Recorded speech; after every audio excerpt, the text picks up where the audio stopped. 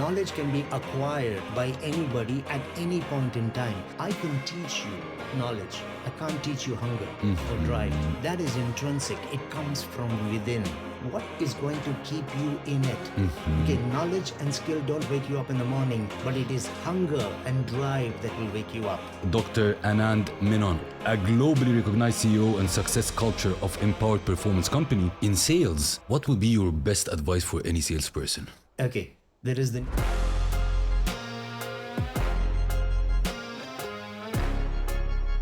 Welcome back, Alphas, to a new inspiring episode of the Alpha Talks podcast. Today in the studio, I've got a very special Alpha for you today. Our Alpha guest today is Dr. Anand Menon, a globally recognized CEO and success culture of empowered performance company. Join me in welcoming the visionary, Dr. Anand Menon, to the Alpha Talks podcast. Thank you for having me. Thank you for being with us today. Thank you for your time. Before starting the podcast, you've mentioned your day is extremely busy, so we appreciate being with us today. Dr. Anand, before we start, let's say once we publish the podcast, our audience will see the thumbnail with the title and they will think it is interesting. What can we promise them to gain if they give us their time today? It's very simple. Okay, how much is your life worth? What would be the price tag that you would put on your life? If you could give me that 1 hour of your time and I start you thinking about how to change the next 30 years of your life, would you consider that 1 hour well spent? I'll give you 2, 3, 4. I love the answer. Well, it's as simple as that. Everybody's looking to change their life today. But they're not looking necessarily in the right places. They're all looking outwards when the solution is inward, right? But at the end of the day, people want to have that better life out there. So that's what we do. We help people, give them that direction. And at the end of the day, the sky is the limit. I even tell the people, don't even benchmark yourself against me. Why limit yourself? Yeah, I mean, there's no reason why you cannot be 10 times the Dr. Anand Menon. As long as the fire in your heart is there, you're able to get it. I love that. Can you tell us a little bit about yourself for your audience? In a nutshell, your experience is extremely diversified. So in a nutshell. Do you want to know about me or my experiences? I would love to know about you as a person first. Okay. And then we'll touch upon the experience. All right. Well, I was born in India, in the southern part of India. Actually did not have a great family background and upbringing, very traumatic actually. So we didn't get the necessary anchors and the foundations, the pillars of life, so to speak. So that actually from a very early part in my life made me this intensely ambitious, go-getting kind of person. Almost at that point, wrong thinking, but almost at that point needing to prove myself to anyone and everyone around. The benefit that came out from that is I was aggressive, never learned how to settle for second, was always creative, wasn't afraid of any challenge, bring it on. I really didn't care how big you were, but I'm up to it. Wrong way to start into it. It built the foundation for what I have today. But at that point of time, it wasn't smart. It was more of my way of kind of getting back at life, family, parents, anyone and everything around me, because I'm going to show you how good I can be. So like I said, wrong spirit and intent, but eventually all of that laid the foundation for what I actually do today. I love that. That was me as a person. But today, deeply spiritual as a person, very human oriented, always wanting to give a person a second, third, and a fourth chance, wanting to be there. I'm the guy who stands for the underdog. You go for, sorry, I know I'm troubling. No, you go for a massive championship fight. You can have the whole stadium on the side of the guy who's going to win. It's a walkover match. I'm with the underdog. This change from the early days to now changed? Are you striving to be number one still or not? Well, actually, yes, but in a different way. I want to be the best at what I do so that I can give the best to the people who look up to me. In the past, it wasn't that way. I had to be number one for myself. I had to show that it didn't matter where you came from. It didn't matter what happened with you.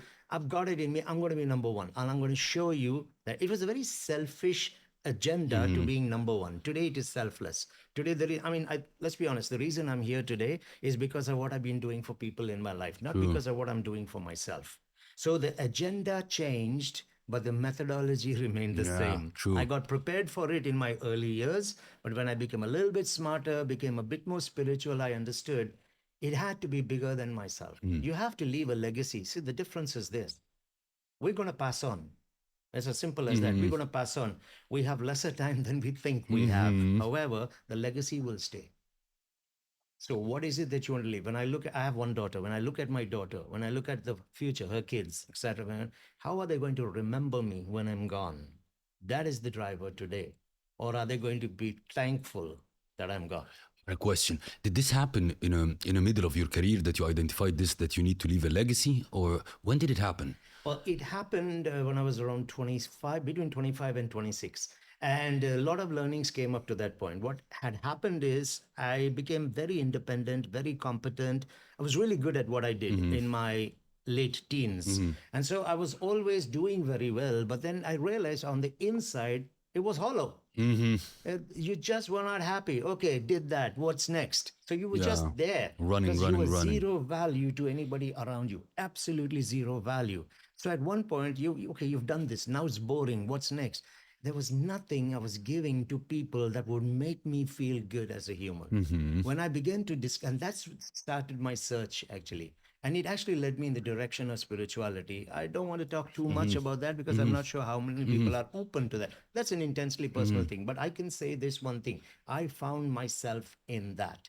And when my spirituality became the foundation to anything and everything that I do, it literally took me light years into my future. And that completely changed what I did. I love that. What made you move to Dubai then? Okay, for the same reason that a lot of people come to Dubai, make little extra money. You think of family. I wasn't thinking family in those days. I was thinking myself, I'd make money, opportunity. That was the only reason I actually came to Dubai. Never thought that today I would be sitting here as an ambassador to the city of Yeah. Dubai, and particularly for industries like real estate. But when I came, this is what I believe. You see, we have this higher intelligence that works in all our lives. We may think we are smarter. We may think we know a lot more. Yeah. And we get onto that plane thinking, I'm going to make a life for myself. And the big guy up there, the big boss up there says, get onto the plane. I'm okay to let you spend the next few years thinking it's you, but behind you, the hand that's moving you is me. I'm moving you into that greater destiny for which I've called you, which even if I had to tell you right now, you wouldn't get it anyway. So get in there, do what you're going to do, but I'm going to pull the strings behind and set you up so that you will tomorrow not be a person of value just to yourself, but to an entire city. I love that. You started in hospitality. That's Am I correct, correct? yeah. How hospitality shaped Dr. Anand now? Okay. It shaped me in two ways. People in hospitality are very service oriented. You know, they always put the other person before them and above them. And I learned today in life that is the secret to success. You know, you have to be the advancing person. You have to help people grow. And if you can do that, business comes to you, relationships happen with you. You're in the community, everybody comes to you because they see you as a giver rather than just a getter. And so the first thing hospitality did with me was it helped me to put people before myself. The second thing, and probably the more important thing, was it exposed me to a lot of cultures and nationalities from around the world.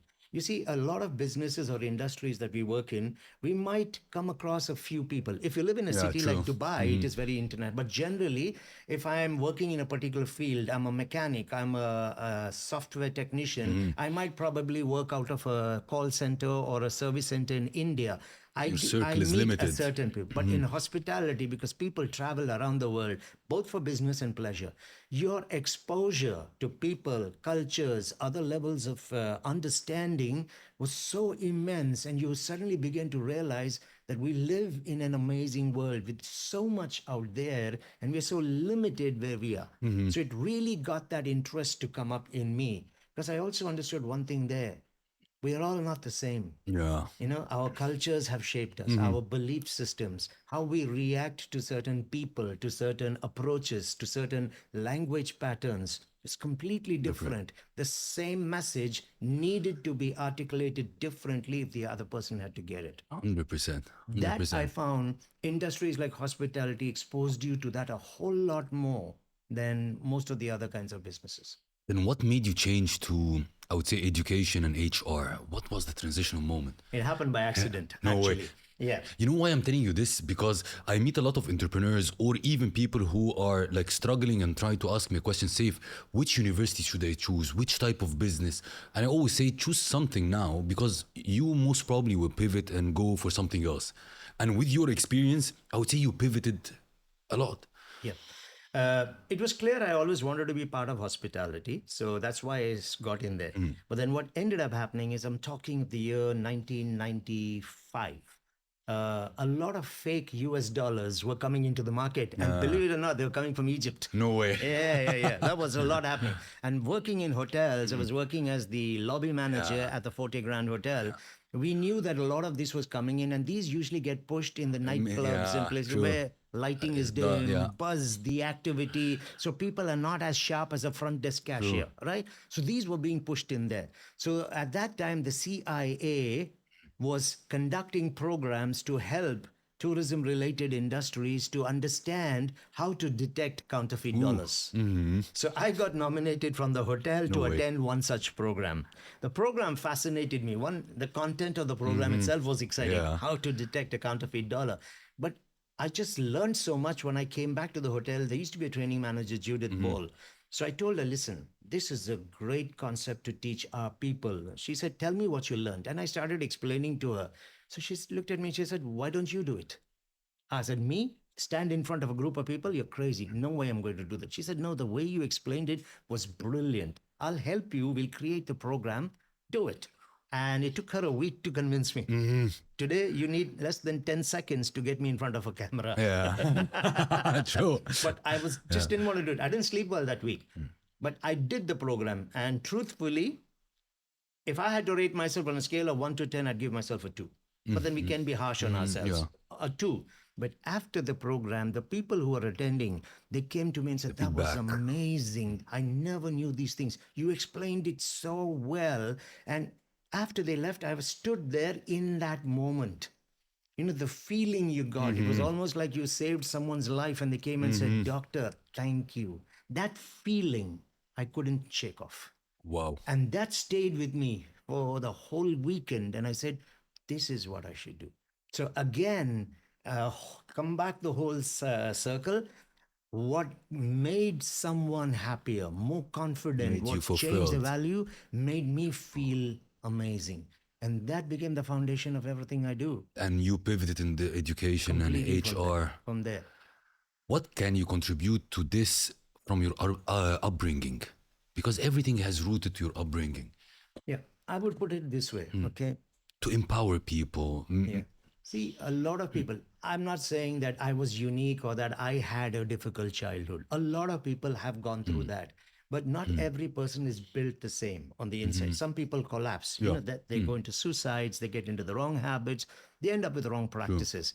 Luckily for me, I at that moment made a decision that come what may, I'm going to put my life on track.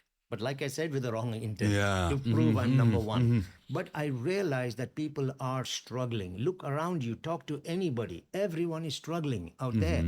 And they're looking for what to do so that they can move to that next level in life.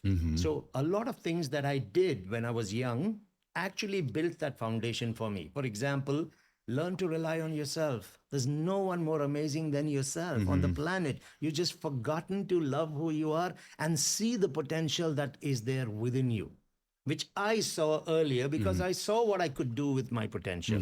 So that helped me to point people in that direction. Look inward, don't look outward.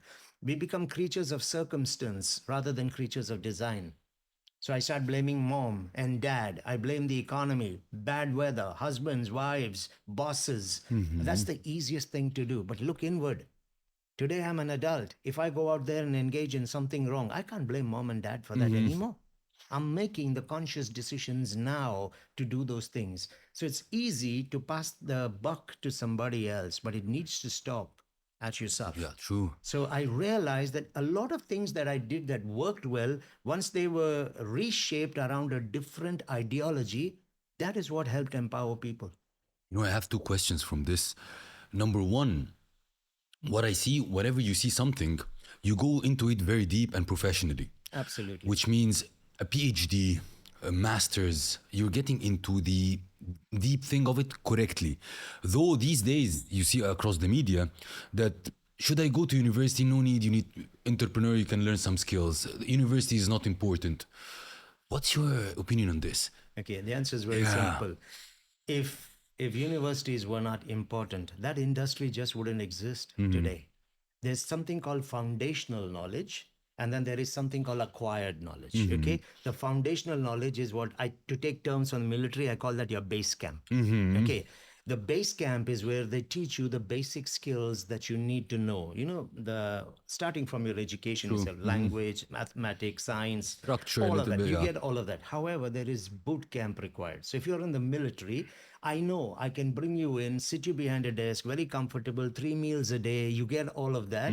And I teach you how to use a navigational system, how to load up your rifle, fit it. I teach you all of that. But I already know as your general that you have no clue about what the real world is Very out there. true. And most academic systems don't prepare us well for that. They don't. They'll give you the base camp. Foundation. The base camp. So what do they do in the military? I'll put you guys into a little helicopter, fly you across the desert or into the Amazon jungles, and I dump you there with no radio kit for survival. And I tell you, you got 2 days, find your way back to humanity. Now sudden, and it's not just you coming back. There are a team of crack commandos in there who have been trained to fire the grenades over your head and do all of that. Now suddenly gone is your navigational skills. I have to look at the stars. Now when I sleep with my back resting against the back of another guy. Dependency, the trust is in each other. They never taught me that in base camp. So a very different set of skills, collaboration, cooperation, willing to stand in for each other. That teamwork that comes in, what is important, you prioritize. You develop a very different set of skills. Base camp can never give that to you. That's boot camp. So you need to have both. Today, Both. you have people with degrees, I mean, falling off Yeah. the end of the business card, but they're scraping the bottom of the barrel. They went base camp. Base camp is excellent, and I will always advocate base camp and a professional education for people. But don't leave yourself to that. Because the harsh Grow reality yourself. is 90% of people are not even working in the discipline that they graduated 100% true. because they suddenly discovered themselves. What I would like is if the education, I know we have student counselors. What do the student counselors do? They sit with you, they talk to you, they probably do your profile, Yeah, left, try to brain, right, and that understand, kind of thing. yeah. And they tell you, we think this works best for you. I wish they would ask you questions like, so Saif, what are your goals in life? Where do you see yourself adding value to people on a larger scale? 10 years from now, if there was one place you would want to be, where would that place be? Why? Why that place? Why not something? If they begin to see who you are as a person, I probably feel they might recommend something Much completely better. different for you. Bear in mind, they have targets as well, right? True. I need to fill up seats. Quotas they need to fill. So you are a very strong advocate of personal development. 1000%. And one of the interviews that I've seen, you've talked about the unconscious pattern that will affect your personal development. Can you tell us about this? Okay. We are all creatures of unconscious pattern. What do I mean by that? Everything that we do is literally on autopilot. When you wake up in the morning, you have a sequence, a manner in which you will do things before you come to work. The sequence doesn't change every day. You don't wake up thinking, let me start my day different today. So we have a pattern. Our weekend is different, but every weekend follows a pattern. True. So we have these patterns. And in fact, it's good because if I had to consciously think every moment of decide my of day, everything, I'll go nuts. So patterns are what we operate on. And the good thing about patterns is they are predictable, and these patterns are, how would I say, identifiable. So I can actually read who you are from your pattern. So what is the pattern? The choice of words that you use when you speak, the manner in which you frame your sentences, short sentences, long sentences, the kind of gestures that you will use when you speak, thinking in a particular manner. All of these are unconscious patterns. Now, why this becomes powerful? In two ways. The first is my patterns can limit me or they can enhance me. And because my patterns are unconscious, I'm not even aware of my own patterns. So a lot of times people are very confused about Why is it that I'm trying so much, but I'm not getting the kind of results I want? Because they do not understand the patterns that shape and drive them in terms of how they think, communicate, and act. They don't get that. So as a result, they can't pinpoint really the reason why things are not working out. So that's the downside of it. For example, when was the last time you actually sat down and evaluated how you think? Evaluate how you think. When was the last Wow. time you sat down to think, how do I think?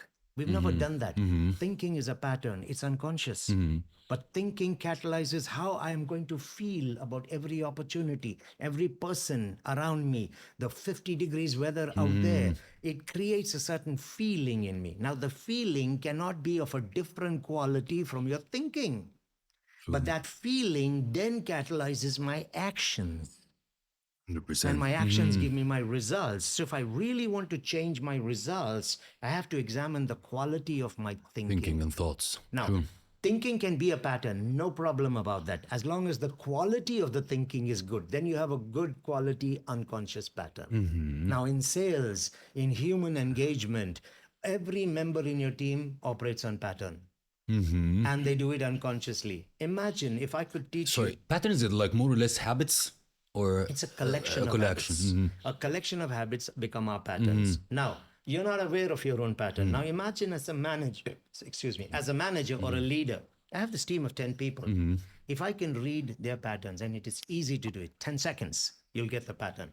If I can read the pattern, I am able to influence them Patterns by even. selecting the right choice of words, the framing of my sentences correctly, so that the message that I want to give them goes in exactly the way they need to hear it. And they're not even aware you're doing it because it's unconscious. But it's actually an EQ skill or not? Absolutely. Absolutely. It is EQ. Today, EQ and SQ, social intelligence, are the drivers. 92% of the reason a person excels at what they do today is social intelligence and emotional intelligence. It was the reason why till today we were ruling, but now you got the artificial intelligence that has showed up that is able to actually predict emotional patterns. So from a development, imagine a sales engagement. You're sitting with a client. How do you know if your client is driven by left brain or right brain? That's the next question actually. Yeah. So if you, for example, you're left brain, I already know that. So if you don't know if your client is left brain or right brain, what is your opening line?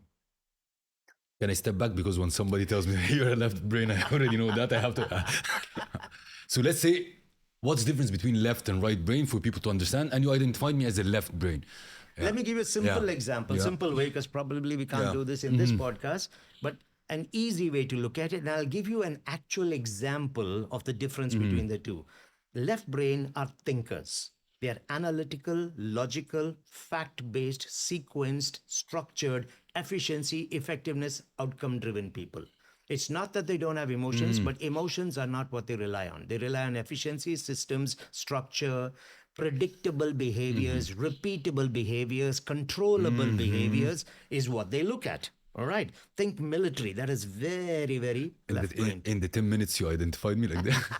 Okay. All right. It's true. Okay. Now, the right brain, on the other hand, is more fluid, more subjective. It's emotional, inspirational, gut feel, collaboration, cooperative, willingness to work with each other, more listening, more patient. They judge things and people based on how they feel as a result of the conversations. So now you got the right brain, subjective and fluid, the left brain, rigid and objective. Right brain vague, left brain specific. But here's the key: right brain makes sense of what's happening by being vague. Now you imagine a person who's vague sitting in a conversation with a person who's specific. How are they going to get along? Oh my God. They just cannot get to each other. And when they do not understand left and right brain, in my head is, who hired this guy? How can I even get anything done with him? Let's take a simple example. You're a manager, you're sitting in your office, and one of your team members wants to discuss with you. Now, a right brain person would walk up to you, and you're a left brain manager. The right brain would open the door and say, you have some time, there are a few things I'd like to discuss. Now, in his head, he's comfortable with what he said. But to the left brain person, they don't make sense. How much time? How many things? What are the points? So for them to understand what you're saying, they will bring specifics into it. Because I don't get, do you have some time? My mind doesn't process that. So chances are, if I've used that approach in his head, since I can't get what you were asking for, you know what, I'm busy now. Let's talk later. So if I understand that the person I'm going to meet is specific, I'll simply walk in and say, hi, you got 5 minutes? There's two things I need to discuss. Then you clicked. There's a very high probability he'll say, okay, sit. Have a seat. Yeah. Because he feels he's in control. I know it's 5 minutes and I know it's two things. So simply by reading the pattern and by switching your choice of words, you get better outcomes with people. But this is very interesting. Is it fast to read this? Is 10 this person seconds. 10 seconds to 10 seconds. 10 In 10 seconds, I can tell you anybody on the planet. by questions or by the body language? Multiple things. The tone of their voice. Okay, the shortness of the sentences, the quickness of how they speak, the pace, the specificity in the words they use, the body language that follows it, the colors that you wear, the gestures, the eye contact. All of these are dead giveaways. So in 10 seconds you 10 seconds. For example, you're calling someone for the first time and said, hello. I know that's a front brain dom. There's front and back brain as well. So immediately I know it's front brain. So what do I need to do to get this person's attention? I mirror match. I said, good morning. But if I was a soft-spoken person and they said yes or hello, I said, good morning, my name is... There's no way that call is going to go in my favor. He's going to sit on my head. 100%. People buy from people they like, but people like themselves. So unconsciously, without saying it, I'm communicating to you, I'm a lot like you. When you mirror and match. Maybe just another example, and then if you want me to elaborate more, I'll do it. Let's say I'm in sales, right? I've presented this solution, property, private jet, I don't know, camera. Now I want to know some feedback. How are they resonating with the product? If I'm a right brain person, I'm feeling based.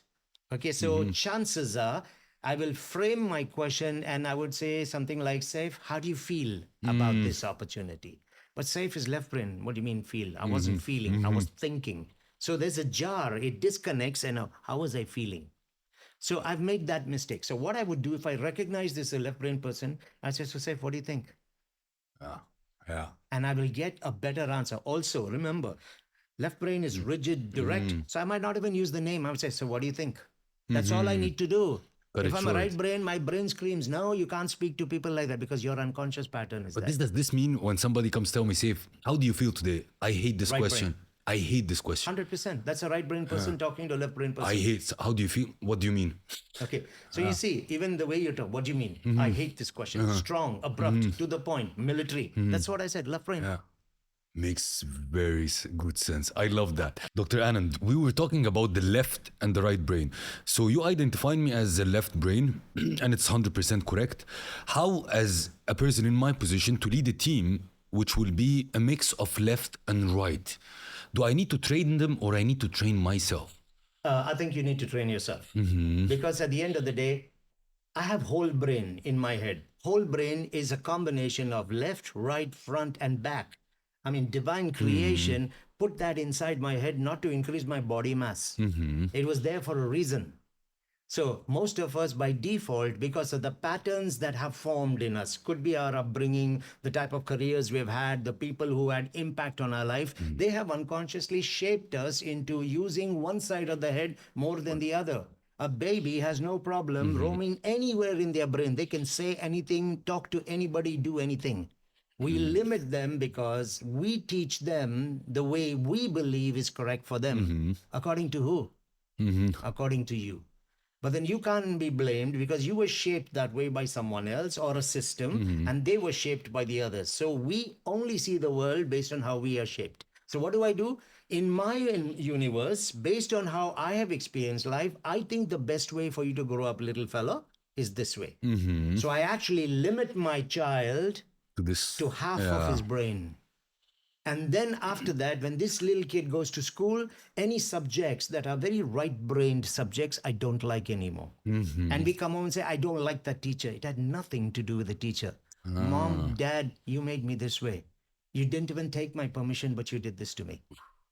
And then on the contrary, I grew up in a home where people were largely right-brained. My right brain was amazing. I hated math. I hated calculus. I hated language because these are all about structures and sequences. True. I loved the free flowing and the fluid. But again, not effective because I'm only using half. So, as a manager in a team, I will have different people depending on the nature of their function. The roles. So, for example, if I have a marketing team, videographers would be on the creative side. Content writers could be both whole brain because they need to have imagination, but they need to have certain structure. A web designer would probably be leaning more on the left brain because of the programming that needs to be done. So, I need to understand who's the person in front of me, and I need to have the ability to switch in my head when I'm talking to each person in my team. I love that. So as a manager, I'm expected to have that higher emotional intelligence and social intelligence. That's why I'm the manager. I don't expect it from them. That's why some people can say like, okay, say if you're aggressive, these are the right people talking to me, while the left people say like, this is normal. Yep. I love that. So as a manager, all round. So whole brain is how every human actually should be. Okay, let's move a little bit to, you identified in also another interview, because that's an important thing, the drive, hunger versus the knowledge. Can you elaborate on this? Yeah. Okay. See, knowledge is temporary. Drive is going to be long term. Knowledge can be acquired by anybody at any point in time. I can teach you knowledge. I can't teach you hunger or drive. That is intrinsic. It comes from within. And you know, when you decide you want to do something in life, set up a company, work in a particular kind of industry, and let's say the markets fall down on you. Okay, what is going to keep you in it? Okay, knowledge and skill don't wake you up in the morning, but it is hunger and drive that will wake you up. Cool. That's what I need. I need the hunger. Otherwise, tomorrow, some other industry will start looking attractive and I'm gone. But I need that hunger. I need to be able to identify in myself why is this that will define who I am. It is the hunger that sets apart the people who achieve the things in life. So hunger is the power of why within a person. Absolutely. And it can be ignited. It can be ignited, and it's the only reason you should wake up. You wake up hungry, not satisfied. Let me give you an example. Okay, let's say you've had lunch. Okay, you're very satisfied, and I come and bring you this burger. You don't want to eat, right? True. Why? Well- Because you're comfortable. You're not hungry. Now let's change the scenario. You've been very busy at work on a particular day. It's past your lunchtime. You still have to deliver something. It's 2 hours past your lunchtime. Okay, and you really want to have something to eat. So you're in that mall. You finished your meeting. You go to a McDonald's. All right. Now there's two people in front of you, right? But it will seem like forever. Why? Because you're not comfortable anymore. You're hungry. And the smell that's coming out of the kitchen. True. That Big Mac is the most beautiful looking thing on the planet, isn't it? True. But after you've gone through 3 parts of your meal and that little burger is left on the side, it's not so exciting anymore. Yeah. You were ready to kill for that burger 15 minutes ago. Correct. Okay, because you're hungry. When you're hungry, you'll do anything you need to do to get it. Always hire hungry people. A question. How to ignite hunger in people for in the team, let's say it's like to work with them on one-on-one basis to understand their why and make it visible to them, or how, because if they're hungry, of course the whole organization will move forward. Yeah, you can't ignite hunger. You can't. You can't ignite hunger. Okay, hunger is an intrinsic value. I'm telling you, if I bring a burger and give it to you when you're comfortable, you don't want to eat it. When you're hungry, you'll go and find the burger. Hire hungry people. Entrepreneurs are hungry. Don't hire employees, hire entrepreneurs. What is the difference between the two? The employee comes in and says, my desk is not ready, my business card has not been printed, my phone hasn't been given to me, my training has not been done. They make excuses. True. But the entrepreneur comes in, he knocks on your door and says, who do I talk to get my business card? They're taking responsibility for it. You can have excellence or you can have excuses, but you can't have both. True. You can have reasons or you can have results, but you can't have both. Now, if excellence is what you want, then everything else is a story. Yeah. Hire for hunger, train for skill skills. and knowledge. Let's move a little bit to a visionary mindset, and I think you've talked about it with your the Mac experience. Can you say what does it mean having a visionary mindset, and how did it affect the Mac? Okay. If I had to look at the real estate company, and I work with literally Oh. everybody here, the most visionary of leaders that I met was Hussein Sajwani. Okay. In fact, when he actually entered real estate, nobody respected him or even believed that he's going to get to where he is. It was his vision. You had the big boys, the big government developers. They were the giants of the day, and rightly so, because they were set up to create the real estate carpets or infrastructure in Dubai. You get this Iranian guy who's a catering contract person who comes in and he's now going to put a building in Dubai Marina. And no one respected him for who he is. And I'm glad they did not do it because Hussein grew in that silence. He grew, and today he makes everybody run. Yesterday, Damak Casa sold 1 billion in 3 hours. 1 billion in 3 hours. This is the man they ignored. And he always says it. He said, my greatest fear is someday someone will show up, we will not respect him enough, and he's going to make all of us run. So that's one side of being visionary, where you come in and you are not afraid of the people around you. It's not the size of the dog in the fight, it's the size of the fight in the dog that matters. Secondly, to be really visionary is not to be 1 step or 2 steps ahead of your competition. That is just being developmental. Visionaries, you are 10 steps ahead, where people look at you and say, what the hell is he trying to do? They don't get it. That's when you're a true visionary. And this is an example, it's quite popular. Yeah. I use it everywhere. You see, many years ago, a young man sat in a garage and he was looking at a tin box, literally a tin box. That man built the biggest company in the history of the world, Apple. When Steve Jobs sat in that garage, no one respected him. Bill Gates refused to meet with him. IBM said, don't let this guy inside our doors. True. Now, he had that vision. He was so visionary, but he knew the only way he could achieve it is if he found someone who could execute such grand vision. So what does he do? He goes to a business conference, and the third most powerful business leader in the world is there, John Scully, the CEO of Pepsi. Yeah. And he walks up to him. This guy who has quit college, sitting in a garage, walks up to the third most powerful business leader in the world and tells him, do you want to sell sugar water for the rest of your life? Or do you want to come with me and change the world?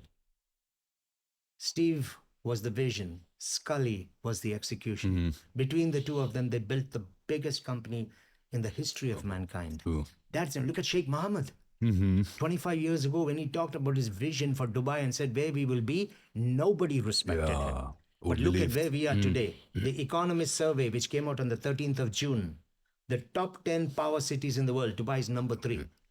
We are ahead of London, Tokyo, New York, Paris, San Francisco, Sydney, Johannesburg, ahead of all of them.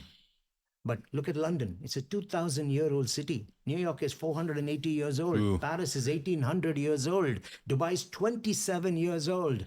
A 27-year-old city has flattened all of them. And the sky is the limit. In fact, for us, the sky is not the limit. That was vision. That is the vision we're talking of here.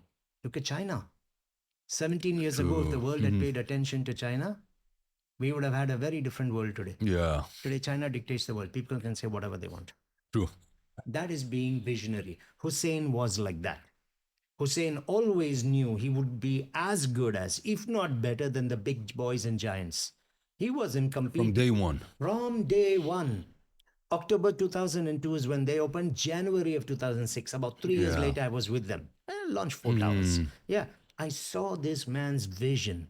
He would actually sit us down and he'd say, where do you see Damak in 5 years? Where do you see Damak in 5 years? Where do you see Damak in 5 years? And he would say, I see myself as good as or bigger than the Imars and the Nakils. I see myself as good as them, if not better. Now, he's not competing on size and legal entities. What he's saying is villa for villa, apartment for apartment, I will give you as good as them, if not better. Even today, if you look at the market, the designs, the iconic concepts, it is Damak that blows the brains away. True. Always. That is him. And he knew, he still says it at every award function. It is my people who have made me who I am. Because he only surrounded himself by visionary people. True. People who would get what he's looking for. You see, everybody wants to ride with you when you're in the limo. What we are looking True. for is people who will take the bus with us when the limo breaks down. Hussein's that kind of guy. I love that. If what made you change or touch or enter or become a guru in sales? Why? I think that is the label that people gave me, being the guru. Okay. I actually put a post on it some time ago. I said, when the teacher stops learning, he must stop teaching. Yeah. True. So I don't know. Guru, people call this, some call me the OG, and okay, those are all labels. That's fine. I appreciate the fact that they see me as something like that. But we're scratching the surface. In any field of knowledge today, we are only scratching the surface. We're not smarter than anybody else. It's just that we have dedicated ourselves. We love what we do. So we are curious, intensely curious all the time. We're always learning, wanting to know more. What made me get to that point was I realized that the type of companies that we had, particularly in this industry, were running after the money. They weren't willing to put their money into training their own people. Ah, Most of them okay. are not. Why? Because sales has got a very high attrition rate. Why am I training someone to go and sell for somebody else? That's where you have a small mind. Okay, he's going to go and work in another company. So what? You train him still. We train people not because I think you're going to go and work with somebody. I train you because when you represent me, I want you to be the The absolute best best. at what you do. I work with a company now called M&A Properties, and the reason I'm mentioning them is Abdurrahman, who is the chairman. Absolute visionary, absolute visionary. Today, we put two videos up every single week called M&A Ambassadors, USP, the Ultimate Sales Professional. Now, what are we doing? We live today in a city that is number one in terms of yields in real estate, one of the top three real estate investment destinations. And we are living in a city that is in the top 10, number three in the list of power cities. I cannot accept that buyers and sellers in our city will have a very average experience. You're coming to one of the best markets in one of the best cities in the world. My goal is everyone must have a real estate, a red carpet real estate experience. So I will train everybody in the market. I'm not looking for a single dollar for this. That's why we put these up for free every week. Agencies have called and said, why are you doing this? Don't you know that our people are using these skills and closing deals for us? I said, I know they're Go doing ahead. it, Yeah. but I'm giving it to you anyway because we are ambassadors for our industry. I know you may be a 15-year-old, 17-year-old company and you're putting money in your people. That's business. I even had one person who sent in a message saying, why are you sharing all these techniques? And she said, I will never share my closing techniques. My answer was simple. That's why you'll never be ambassador. True. That's True. it. That's why you're selfish. But look at the best in the world. They had a certain time when they invested in themselves. Today, they're all giving back. Yeah, true. They're all giving free. back. Are you suggesting that you know more Then than all. those people, the top 1% of the planet? They're all giving back. They're teaching, they're coaching, they're speaking, they're going to graduations in universities. Why? People are at the launch pad of their careers. Let's get them thinking correct. True. That's what we do. That's why we call ourselves ambassadors. Since we talked about two things, the sales and the real estate. In sales, what would be your best advice for any salesperson? Okay, there is the new people and then there is the existing people. If you're a new salespeople, the number one advice I would give you is be very careful who you listen to. Correct. New people who come in are highly absorbent. They don't have the maturity in the industry to know if the person they are listening to is the right person to give them the advice. So you will end up hearing a lot of things, and the other person's perception, an average person's perception, now becomes your reality. And how you think is going to shape everything you're going to do in real your estate. path, true. So please be very careful who you are listening to. First advice. Second advice, anyone who's talking to you, just check their closing numbers. If they're not on the leaderboard, you really want to listen to this person? Don't waste your time. He has lost his dream. He doesn't even know why he wakes up anymore. He wakes up only for one reason, to destroy your dreams. Don't give him headspace. As simple as that. If you're an existing salesperson, my advice to you would be stop selling. Help people to buy. There's a big difference in the two. When you're trying to sell, you're thinking about yourself. Uh-huh. When you're helping people buy, you're thinking about them. I And the love that. best advice I could give a sale, this is what I do. This is Mm-hmm. why I close my Mm-hmm. deals. Let's say you have someone coming and slightly elderly person coming. Think you're selling mom and dad. Think mom and dad have Mm-hmm. come and said, son, I just got this little money. One of my fixed Mm-hmm. deposits are matured. I don't have the money like the big players. I want to put now so I can make some money for our retirement. Help me find a good opportunity. How would you A sell? lovely perspective. Mm-hmm. You will definitely sell different. Just do that with every Mm-hmm. client. Now, you don't have to tell the client, say, if you remind me of my dad, Mm-hmm. that is stupid, right? Just have the intent. People will get the intent. Yeah. If it's a slightly younger person, think of him as a brother. Think of him as that best friend. You guys are always chatting. Every time you get on a plane and go home, you hang out with him at least once. And he tells you, listen, I got some money, I'm coming. Help me to invest. You will definitely be doing it in a different. Just do that. Oh, I love that. Just do that. Help, not sell. I love that. Absolutely. Since we touch upon real estate, a lot of, I would say, young entrepreneurs, they're looking to enter the real estate market and they think it's flashy, it's everything is good, but the competition is very hard. So, what will you tell them? Should they open an agency? And because a lot of people, I get these questions, real estate, real estate, real estate. They look at everything. What do you think? Okay. You see, honey attracts flies. True. All right. So everybody sniffs the pot of gold at the end of the rainbow and they want a piece of that pie. That pie is there for everybody. But if you're going to come in, you need to understand without investing or sowing, don't even think of reaping. Okay, you have to be able to invest. So you got to understand, why are you in real estate in the first place? Is it to make money? You can make money selling boats. Look at Barakat. The guy makes his billions selling fruits and vegetables to hotels. The guy sells pineapples to hotels and he's making his money. Why are you selling real estate? They're not even clear why they have got into the business in the first place. It's just the money. So that's why you need to be absolutely clear. Your vision needs to be really, really clear. Secondly, you mentioned that there is a lot of competition. I actually disagree. Okay. The people who know what they're doing, the people who have built solid systems, the people who really take care of their clients and give that red carpet experience, A few. they have no competition. They are the people whom the market is looking for. Every person you sold a home has become your ambassador out there.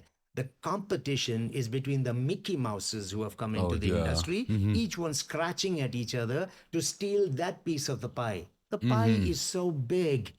There is more than enough for every one of us. Don't look at the pie, look inwards. What is the value you bring to the table today? So, my advice to them would be, firstly, understand the dynamics of the market, and you want to be here long haul, right?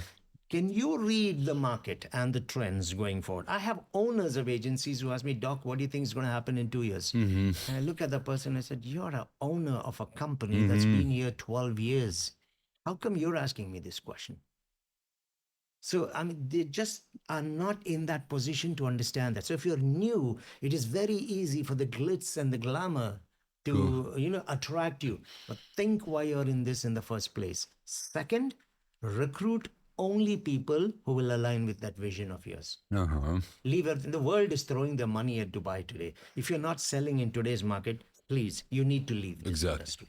What a question out of my head. Why do you love real estate so much? Okay.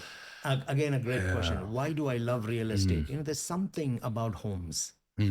Something about homes and when people buy homes. For a long time, I didn't have a home of my own.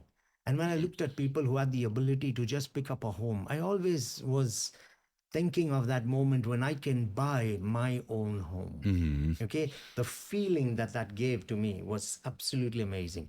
Secondly, the reason I love real estate is you cannot separate real estate from the economic agenda of any city or country. If you take, let's just take Dubai as an example. Sheikh Mohammed has got this aggressive D33 agenda to double the economy in 10 years' time. If you have to double the economy and become the best city in the world, You need commercial infrastructure. You need residential infrastructure, towers, communities. You need malls. You need retail. You need hotels, hospitality, parks, beaches, entertainment. You cannot develop an economic agenda that does not have a support and a proportionate parallel True. growth in real estate. If we want to be, we are in an industry that supports the agenda of the ruler. True. So the way he is passionate about his agenda, we need to be passionate about real estate. Because if we are in real estate but not passionate, the two are going to pull away. And that cannot be allowed to happen. 100%. So, as visionaries, as ambassadors for the city, this is what I believe about every person. You live in Dubai, be an ambassador for your city. Don't just come to this city to take the benefit. Be an ambassador for the ruler. I loved what you told me before the podcast. If you're not happy, you need to leave. Yeah, absolutely. If you're not happy, there's no gun to your head to be here. Yeah, we want you to be here. We want you to be an ambassador. When you go home on vacation, okay, be an ambassador for Dubai where you go. You might be just, I don't know, not even home. You're staying in a hotel. Be an ambassador. That is what this city is looking for. People who align with it. I always tell people this. You take a blood sample from here, you put it on a slide and stare down the tube. You won't see blood cells. You'll see the word Dubai. Okay. That has to be in you. When you speak about the city, your eyes have to light up. Okay, because you're talking about one of the best cities in the world. In 27 years, we have shown the world who we are today. Okay, you can never forget that. You can't come to that city to take from it and not give. True. True.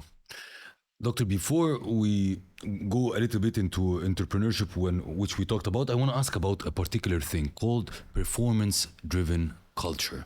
It's a term used widely, but what is performance-driven culture from your standpoint? Okay, when you talk about culture, it is something that must apply across the board to everybody. The CEO is not exempt from it.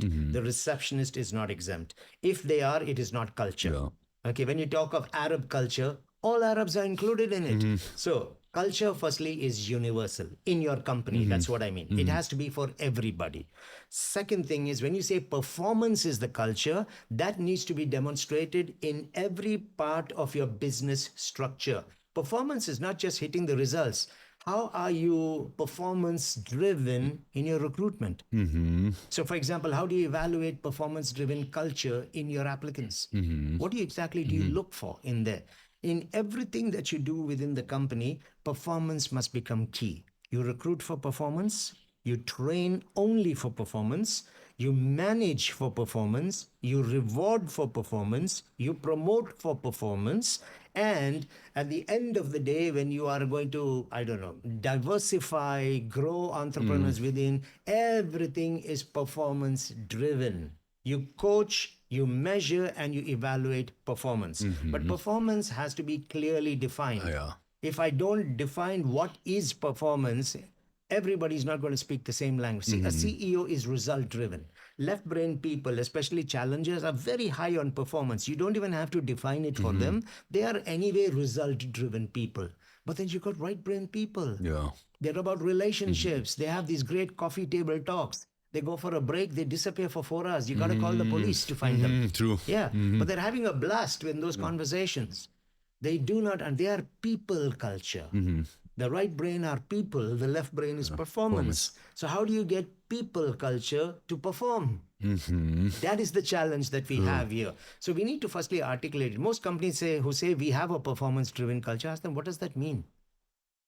Yeah, but that's why that's a lot of people throwing it around, but nobody knows exactly what does that mean. Second question, does it reflect in your vision statement, in your mission statement? If it doesn't, then why is it even there in your company? To most people here, especially CEOs, board members, there's only one performance they understand, cash. Yeah. Cash, that's it. At the expense of people also. That is not a performance-driven culture. True. Because anything in your company that doesn't reflect the vision needs to be thrown out. Or you throw the vision out. You can have only one. And we're living in Dubai, and everything is about vision, actually, and achieving the vision. Absolutely. We are about vision and execution. This is key. A lot of people can have vision, but vision without execution is useless. Dubai is about vision and execution. If you go to the frame, the Dubai frame, there is this video about the future of Dubai, and the show Sheikh Zayed Road, and you have these flying Yeah, cars true. and all of that. A few years ago, some of my friends had gone there. They said, "This is not going to happen. This is Star Wars. This is 50 years from now. 2026 flying taxis are in Dubai." Yeah, Already been announced by Sheikh Mohammed. The infrastructure is being put in place. So it turns out what you saw there is happening. You blink and open your eyes, there's a flying taxi in front of you. true. That is the execution. This is where Dubai excelled over the other Versus, cities. I Absolutely. love that. Dr. Anand, we talked about entrepreneurship. What do you think is the key skills for entrepreneurs to develop? Because the word entrepreneur now is too much used. So, from your standpoint, Okay, I think the first skill that they have to develop is value addition. How are you going to make a difference in the business place? Take for example real estate. You have over 3,000 agencies. How are you different from the rest of them? So how are you going to make a difference so that you can find and that becomes your niche? When you had over like 1,000 airlines in the world, how did an Emirates airline get to where it is? So you need to be able to find that vision that's going to set you apart. You have to solve problems for people, okay? You have to open doors of opportunity for people.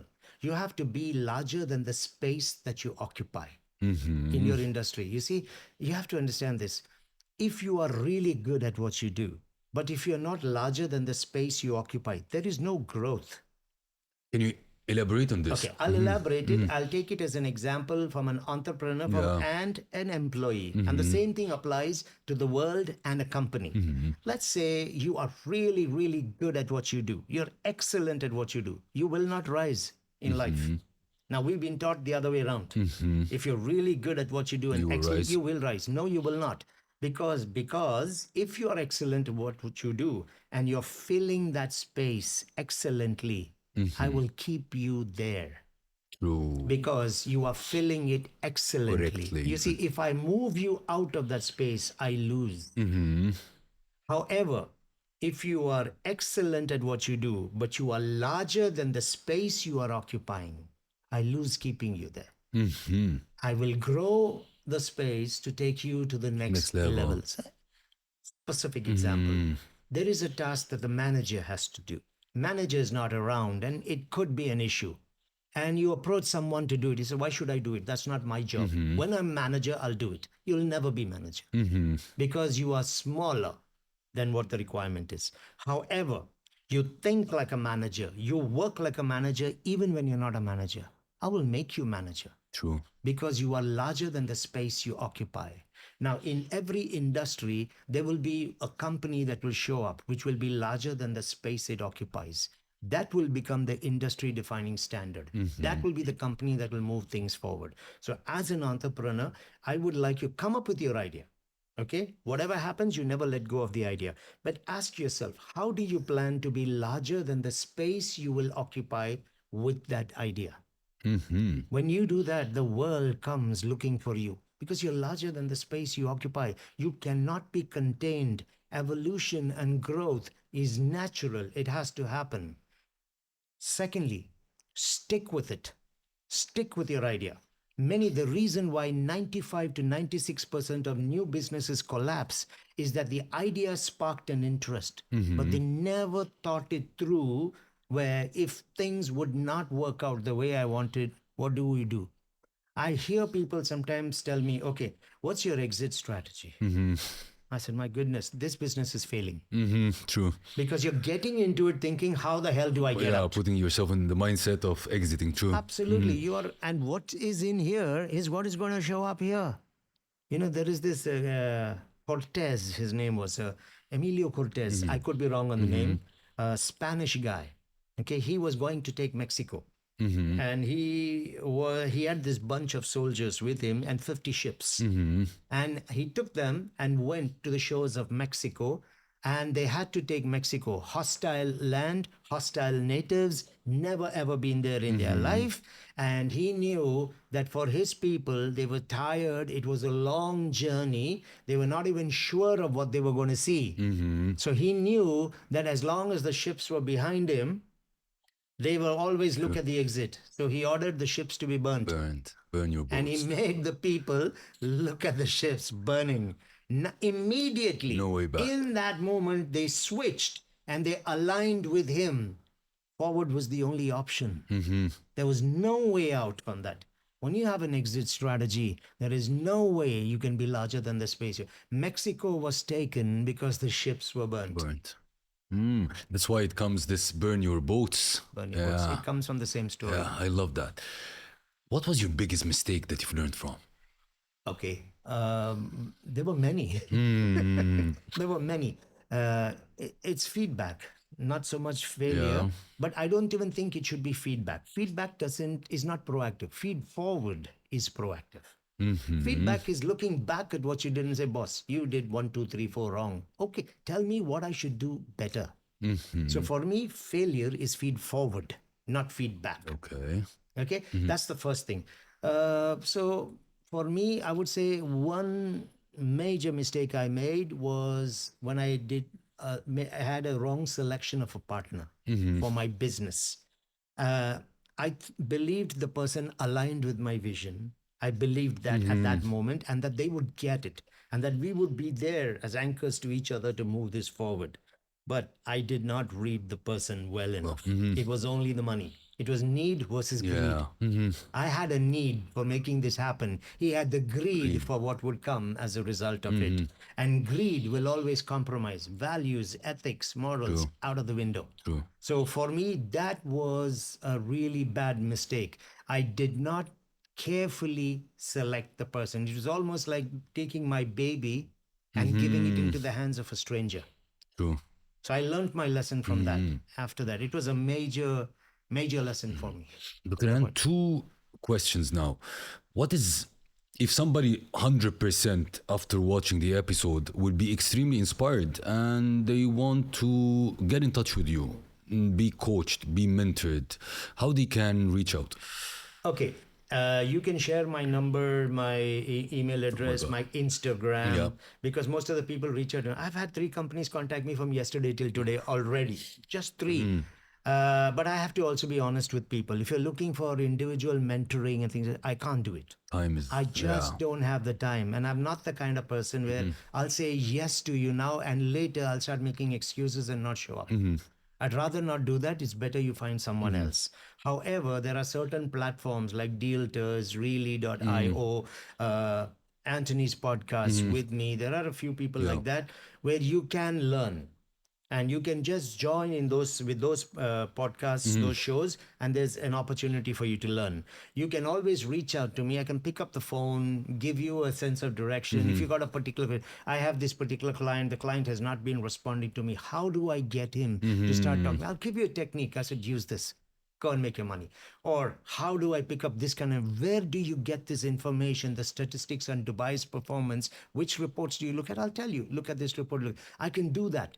But it's really, really hard for me to give time. True. Having said that, it's not that I say no to everyone. There are a few I will handpick because I want to see the fire in them. Depends on the hunger. Absolutely. I am not putting my time in someone who doesn't have that hunger.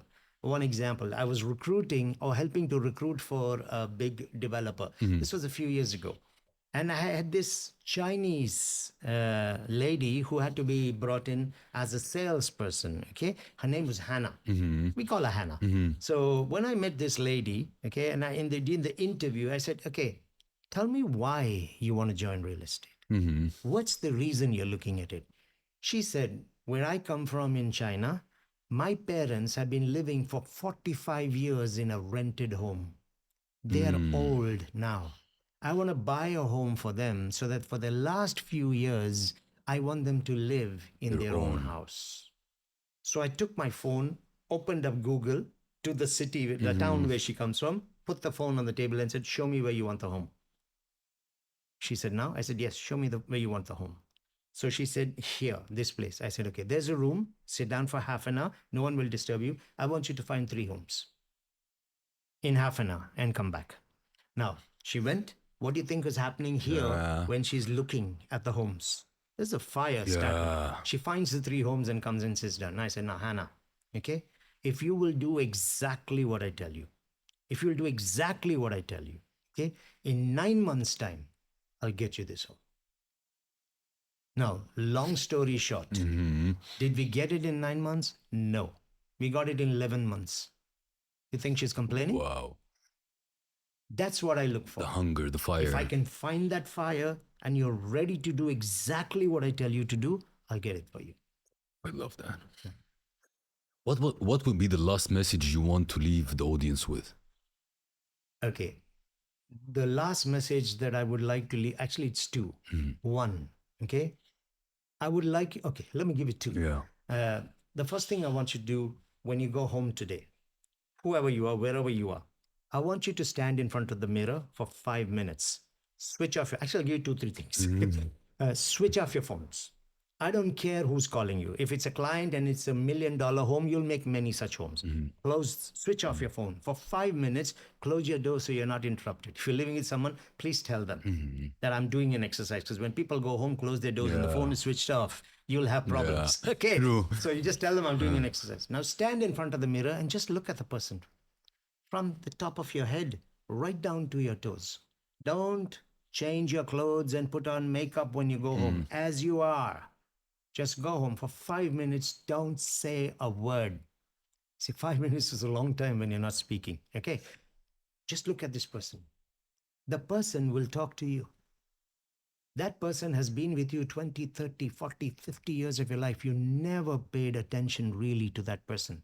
Waking up in the morning, doing some cosmetic and coming to work is not looking at yourself. You're doing that so others look at you. We spend all our lives looking at others. We don't even know what we look like. For 50 years, that person has been with you. For once in your life, 5 minutes, just look at that person. And then I want to ask you to ask that yourself 2, 3 questions. One, how much do you really love that person? How much? 5 minutes, just look at the person. Say, that person who's looking back at you, how much do you really love that person? Second, how happy are you with that person? Third, how excited are you about that person? Because I'll tell you this one thing. If you're not excited with what you see, why would anybody be excited about you? That is what your client has to see. That is what your kids have to look up to when they're growing up. That's what your husband or wife has to live with. That's what your friends have to hang out with. That's what your colleagues spend 8 hours with. And if you are not excited about who you are, why would anybody be excited about you? Self-worth, kind of, right? That's one thing I want you to do. The second thing that 5 minutes. Okay, 5 minutes on the mirror, just yeah. 5 minutes. It'll feel like 30. Promise me. I mean, I promise you. Yeah. Okay. Second thing that I'd like you to do is go out and make it your mission to make a difference to at least one person in your life. Just one person. Okay, make that difference. Change the world one person at a time. It doesn't cost much. We all know people who don't have jobs today. We all know people who are struggling. Okay, just this weekend, walk into a supermarket, take out 50 dirhams, buy provisions. Just walk up to whoever that person and say, listen, this is for you. That's it. You'll go and spend 400 dirhams in a bar Yeah. and flush it down the toilet. But you will not help someone who's not eating. They sit there and they look at people. They know their lunch boxes are empty. They don't even want to bring it up. They'll go out for an hour, sit somewhere and play with their phone, and they'll come back. And you just ate a lunch. True. Be larger than the space you occupy. This is really, really important. People are hurting all around you. You don't even have to go far and look. There's one more thing I'll give you to Yeah, do. sure. One more thing. This is really powerful, and I promise you, you will struggle doing this. I promise you this. Okay. Whoever you are. I always get hit like a boom. I can't do that. Yeah. But then the moment that happens, I already know how weak you are. Here's what I want you to do. When you go home today, I want you to pick up the phone. Okay, that's everybody who's watching. I want you to call mom and dad if they're alive, of course. And I just want you to say this: Mom, Dad, I know in life I have said and done many things to hurt you. I just want to tell you today that I'm sorry for all those things and I love you very much. And then you shut up. Wow. Okay? Wow. You have to do this. Can you say why? And I'll tell you Yeah. why. Okay? Now, the first thing that normally happens is I get like a reaction from people. Yeah. My mom will start crying. My dad will have a heart attack. They'll think I'm dying. Yeah. Okay. They'll think I'm in jail. They'll ask, are you on drugs? I said, good. Imagine when a child is calling home and telling the mom or dad, I'm sorry that I hurt you and I love you. And if that is how your parents will react, how far you must be from your parents? Mm-hmm. Do you want to wait when they are lying in a grave and then you want to say, I'm sorry? Do it today. The moment you do that, you will move into the top 1% of people on the planet. No, but they will say, I said, no, they will not say. Even if they say that, you have to be able to tell them, no, I'm not going to jail. I'm not dying. I don't have COVID. It's just that I realized that I have hurt you. And you don't spoil it by saying, somebody told me to say this. Don't do that. Take the credit for it if you could do it. And don't spoil it also by saying, but you also hurt me. You said this, you did that. That is their problem. That's their problem. Let them deal with it. That's not yours. But do this.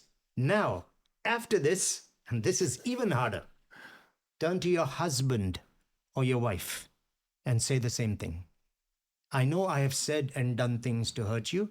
I want to say I'm really sorry. I love you very much. And you just give them a hug. You come back and tell me you did this. I'll tell you, you are a giant. And one final Yeah. exercise. I love them. One final exercise. Okay, one final exercise. Now, I need all of you who are watching, listening to commit to doing this exercise. When you go home today, first thing you're going to stand, of course, in front of the mirror. Then you're going to call mom and dad and then talk to your husband or your wife or your partner. Now, the garbage in your house, don't throw it out today. The garbage, everything, the dry, wet, disposables, all of it, leftover food, anything, baby's diapers, whatever it is, collect the garbage in a bag, keep it next to your bed. And you are going to sleep next to the garbage. There's no sense in keeping it next to your bed and you checking into a hotel. It doesn't work. You have to keep it next to your bed. I know the same look is on the face of the others who are watching. Now, day 2, you don't throw the garbage, you add it into day 1's garbage. Okay. Day 3, you're going to add it into day 1 and 2 as garbage. Okay. You're not going to throw it out. If anybody is living with you and if they come and they try and take the garbage, you fight with them. You can scratch them, bite them, kick them. No one touches this garbage. This is my garbage. And you have to do this for 1 week running. Okay. What is the? What do you think will happen if you do it? I'll tell you the responses I get. I'll fall sick. I'll die. I'll start smelling. I can bear the smell. I can't bear the smell. No one will want to stay near me. I'll lose all my friends. I'll get sick. I said, you're right. So for you not to get sick and for you to have people around you, you know you have to throw the garbage out. What about the garbage you carry here in your mind? Every day, week, 6 months, 1 year, 5 years, 10 years, you stink. Because of the junk, you don't want to get rid of it. This is my garbage. I will not forgive him. I will not forgive her. That manager did this to me. My husband did this to me. And I want to hold on to this. This is my garbage. You really, and the garbage in your life is directly proportionate to the garbage in your head. Get it out. Ooh. Get it out. I think these are the best final messages we got on the podcast. We appreciate it so much. There is one last thing before I make the closing is we have a tradition called the Alpha Talks Memoir, where the Alpha guests have to do 3 things. Number 1, write about the experience in the podcast. Second, write a question to the next Alpha guest, whatever this question is. It's a way of making our guests talk to each other, even though they don't know each other. And the third one, who do you recommend to be the next Alpha guest that can really give value to our audience? But before we move to this part, I need to ask you the question from the last Alpha guest. Okay. I was wondering where that was coming. What is the best thing about being a human being? Okay, I think the best thing about being a human being is the unique ability that you have to really change everything in the universe for the better. Whichever faith you come from, okay? Doesn't matter which faith, which all our religious texts tell us what? That we have been created in the image and the likeness of our Creator. Now, we've read that, but have we understood that? This is the power of being human today, okay? The image and the likeness of our Creator is what? Abundance, happiness, wealth, health, inclusion, forgiveness, achievement. All of this. There is no depression. There is no poverty. There is no fear. There is no anxiety. There's no bitterness. There's no anger. There's none of that is in it. We have been given that image. And then the next verses will tell us, whichever religious text it is, the next verses will tell us, we have been given the power to have dominion over the earth. So not only are you, and how would you not have that power if you are created in the image and the likeness of that greater intelligence? Let's just call it that because of the different people who are listening in. You've been given that power by the greater intelligence. How would you not dominate? True. So we need to understand this. There is no bird in the air that's faster than us. There is no animal on the planet that can stand against us. There's no fish in the ocean that can do it. We have dominion over everything. Why then, when we have that ability, we're living like little chickens under under something? True. I love the answer to this question. Dr. Anand, thank you very much for being with us today. As I told you, it's very valuable to me. I was sitting like a student. Thank you very much for sharing this. I like to say things open. I woke up today in a wrong, I would say, side of the bed. And I thought, I'm a little bit fed up.